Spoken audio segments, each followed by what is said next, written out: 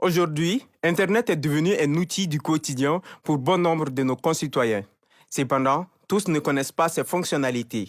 La Journée mondiale du chiffrement est un moyen pour les acteurs du TIC de communiquer sur la sécurisation des données, une occasion que le chapitre malien de Internet Society n'a pas manqué de saisir. Notre association voudrait que le chiffrement soit expliqué et compris, pour que les gens qui vont sur le net tous les jours comprennent la nécessité du chiffrement.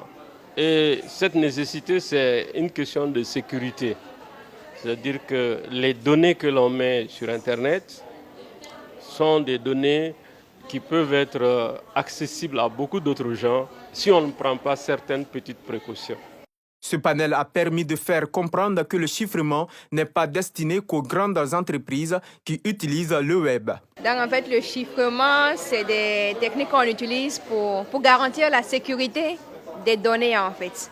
Faire en sorte qu'il y ait plus de sécurité entre les communications et les échanges électroniques en termes plus faciles. Vous allez sur des sites web, vous échangez des mails.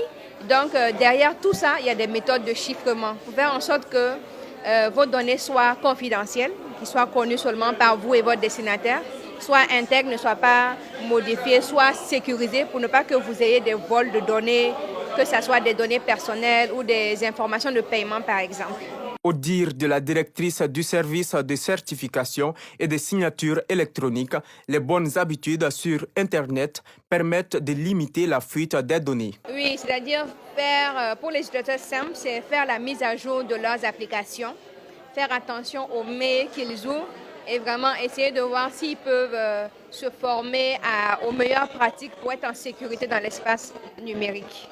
Les panélistes, des experts antiques, ont pendant plus d'une heure expliqué au public les différents facteurs qui rentrent en compte afin d'avoir des données sécurisées. Quant au public, il a eu droit à la parole afin de poser des questions de compréhension. Le père d'Internet au Mali, Mamadou Yam Diallo, a invité une fois de plus les jeunes à s'intéresser à Internet de façon professionnelle.